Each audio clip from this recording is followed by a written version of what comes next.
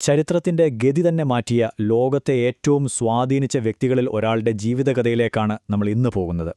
ഒന്ന് ആലോചിച്ചു നോക്കൂ, പ്രവാചകനാകുന്നതിനും എത്രയോ മുൻപ് തന്നെ ഒരു നാട്ടിലെ ജനങ്ങൾ ഒന്നടങ്കം ഒരാളെ സത്യസന്ധൻ, വിശ്വസ്തൻ എന്നൊക്കെ വിളിക്കണമെങ്കിൽ അദ്ദേഹത്തിന്റെ സ്വഭാവം എത്രത്തോളം മികച്ചതായിരിക്കണം?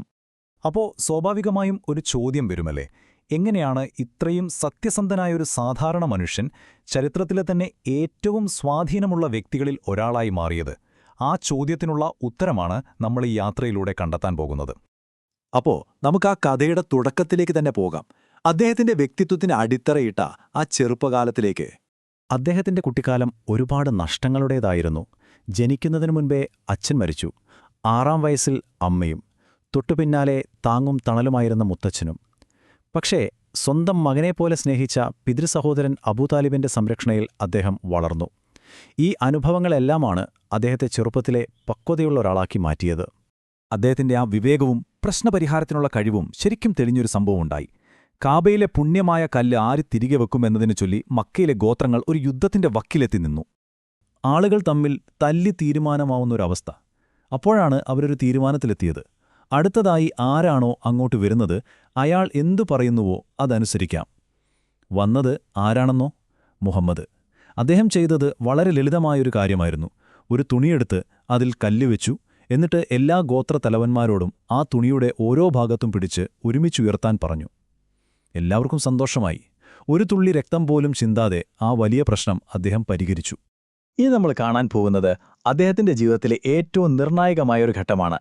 അദ്ദേഹത്തിന് 40 വയസ്സുള്ളപ്പോൾ മക്കയിൽ നിന്ന് അല്പം ദൂരെ ഹിറ എന്നു പേരുള്ളൊരു ഗുഹയിൽ ധ്യാനത്തിലിരിക്കുകയായിരുന്നു അദ്ദേഹം. അവിടെ വെച്ചാണ് എല്ലാം തുടങ്ങുന്നത്. ഏകനായ ദൈവത്തിലേക്ക് മനുഷ്യരെ ക്ഷണിക്കാനുള്ള അദ്ദേഹത്തിന്റെ ദൗത്യം ആരംഭിക്കുന്നത് ആ നിമിഷം മുതലാണ്. തുടക്കത്തിൽ ഈ പുതിയ സന്ദേശം അദ്ദേഹം വളരെ രഹസ്യമായിട്ടാണ് പങ്കുവച്ചത്, ഭാര്യയോടും അടുത്ത കൂട്ടുകാരോടും മാത്രം. പക്ഷേ പരസ്യമായി പ്രബോധനം തുടങ്ങാൻ ദൈവകൽപ്പന വന്നതോടെ കാര്യങ്ങൾ മാറി. മക്കയിലെ പ്രമാണിമാരിൽ നിന്നു കടുത്ത എതിർപ്പുകളും ക്രൂരമായ പീഡനങ്ങളും നേരിടേണ്ടി വന്നു. അദ്ദേഹത്തെ പിന്തിരിപ്പിക്കാൻ ഖുറൈശി നേതാക്കൾ എന്തൊക്കെ വാഗ്ദാനങ്ങളാണ് മുന്നോട്ട് വെച്ചതെന്നോ? പണം, അധികാരം, എന്തു വേണമെങ്കിലും തരാം, ഈ ദൗത്യം ഉപേക്ഷിക്കണം. പക്ഷെ അദ്ദേഹത്തിന്റെ മറുപടി ഇതായിരുന്നു. അത്രയ്ക്ക് ഉറച്ചതായിരുന്നു അദ്ദേഹത്തിന്റെ തീരുമാനം. ഇനി അദ്ദേഹത്തിന്റെ ജീവിതത്തിലെ ഏറ്റവും വേദനാജനകമായ, അതേസമയം തന്നെ ഏറ്റവും നിർണായകമായ ഒരു യാത്രയുടെ കഥയാണ്. ഒരേ വർഷം തന്നെ അദ്ദേഹത്തിന്റെ താങ്ങും തണലുമായിരുന്ന 2 പേരെയാണ് നഷ്ടമായത്. പ്രിയപ്പെട്ട ഭാര്യ ഖദീജ, പിന്നെ സ്വന്തം അച്ഛനെപ്പോലെ സംരക്ഷിച്ച പിതൃസഹോദരൻ അബൂതാലിബും. ഈ നഷ്ടം അദ്ദേഹത്തെ വല്ലാതെ തളർത്തി, ശത്രുക്കളുടെ മുന്നിൽ കൂടുതൽ ഒറ്റപ്പെടുത്തി. അപ്പോ മക്കയിൽ നിൽക്കുന്നത് ഒട്ടും സുരക്ഷിതമല്ലാതായി. അദ്ദേഹത്തെ കൊല്ലാൻ വരെ പദ്ധതി തയ്യാറായി. ആ സമയത്താണ് ചരിത്രപ്രസിദ്ധമായ ഹിജ്റ, അതായത് മദീനയിലേക്കുള്ള പലായനം നടക്കുന്നത്. ജീവൻ രക്ഷിക്കാൻ വേണ്ടി അലി അദ്ദേഹത്തിന്റെ കിടക്കയിൽ കിടന്നുറങ്ങിയതൊക്കെ അവിശ്വസനീയമായൊരു കാര്യമാണ്. ഈ പലായനമാണ് ഇസ്ലാമിക കലണ്ടറിന്റെ തന്നെ തുടക്കം. മക്കയിൽ അനുഭവിച്ച പീഡനങ്ങളിൽ നിന്ന് എത്രയോ വ്യത്യസ്തമായിരുന്നു മദീനയിലെ സ്വീകരണം. അവിടുത്തെ ആളുകൾ അദ്ദേഹത്തെ 2 കൈയും നീട്ടി സ്വീകരിച്ചു. യദ്രീബ് എന്ന ആ നഗരം മദീന അഥവാ പ്രവാചകന്റെ നഗരമായി മാറി. അവിടെ ഒരു പുതിയ സമൂഹത്തിന് അദ്ദേഹം തുടക്കമിട്ടു. മദീനയിലെത്തിയതോടെ അദ്ദേഹത്തിന്റെ റോൾ മാറി. ഒരു ആത്മീയ നേതാവ് എന്നതിലുപരി ഒരു സമൂഹത്തിന്റെ ഭരണാധികാരിയും സൈന്യാധിപനുമായി അദ്ദേഹം മാറേണ്ടി വന്നു. കാരണം മക്കയിൽ നിന്നുള്ള ഭീഷണി അവസാനിച്ചിരുന്നില്ല. അതുകൊണ്ടുതന്നെ പുതിയ സമൂഹത്തെ സംരക്ഷിക്കാൻ പല യുദ്ധങ്ങളും ചെയ്യേണ്ടി വന്നു. ബദർ, ഖന്തക്കിൽ കിടങ്ങു കുഴിച്ചുള്ള പ്രതിരോധം അറബികൾക്ക് തന്നെ പുതിയൊരു അനുഭവമായിരുന്നു. ഖൈബറിലെ യുദ്ധവും വളരെ നിർണായകമായിരുന്നു. ഖൈബർ യുദ്ധം വളരെ കഠിനമായിരുന്നു. ആദ്യത്തെ ശ്രമങ്ങളൊക്കെ പരാജയപ്പെട്ടപ്പോൾ ആത്മവിശ്വാസം നഷ്ടപ്പെട്ട സൈന്യത്തോട് പ്രവാചകൻ പറഞ്ഞൊരു വാക്കുണ്ട്. ഇത് കേട്ടതോടെ ആരായിരിക്കും ആ വീരൻ എന്നറിയാൻ എല്ലാവരും ആകാംക്ഷയോടെ കാത്തിരുന്നു.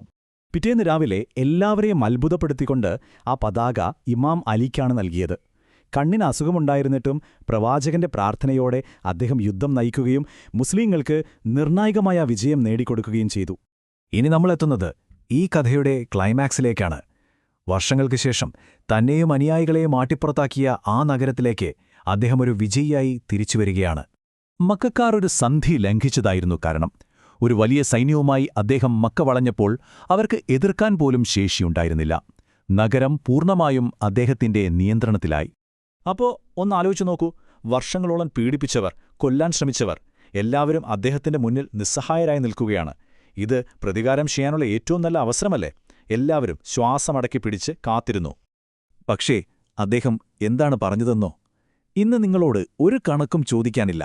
നിങ്ങളെല്ലാവരും സ്വതന്ത്രരാണ്. പ്രതികാരത്തിനു പകരം അദ്ദേഹം നൽകിയത് കരുണയായിരുന്നു. ആ ഒരൊറ്റ പ്രവൃത്തി കാരണം ആയിരക്കണക്കിന് ആളുകളാണ് ഇസ്ലാം സ്വീകരിച്ചത്. മക്കയിലെ വിജയത്തിനു ശേഷം തന്റെ അവസാനത്തെ തീർത്ഥാടനവും കഴിഞ്ഞ് അദ്ദേഹം മദീനയിൽ വെച്ച് ഈ ലോകത്തോട് വിട പറഞ്ഞു. പക്ഷേ അദ്ദേഹം അവശേഷിപ്പിച്ചു പോയത് ലോകാവസാനം വരെ നിലനിൽക്കുന്ന ഒരു പാരമ്പര്യമായിരുന്നു. പോകുന്നതിനു മുൻപ് അദ്ദേഹം പറഞ്ഞൊരു വാക്കുണ്ട്: ഞാൻ നിങ്ങൾക്ക് 2 ഭാരപ്പെട്ട കാര്യങ്ങൾ വിട്ടേച്ചു പോകുന്നു. ഒന്ന് ഖുർആൻ, മറ്റേത് എന്റെ കുടുംബം. ഈ വാക്കുകളിൽ അദ്ദേഹത്തിന്റെ സന്ദേശത്തിന്റെ എല്ലാം സത്തയുണ്ട്. ഇതിനെക്കുറിച്ച് ചിന്തിച്ചുകൊണ്ട് നമുക്ക് ഈ വിവരണം ഇവിടെ അവസാനിപ്പിക്കാം.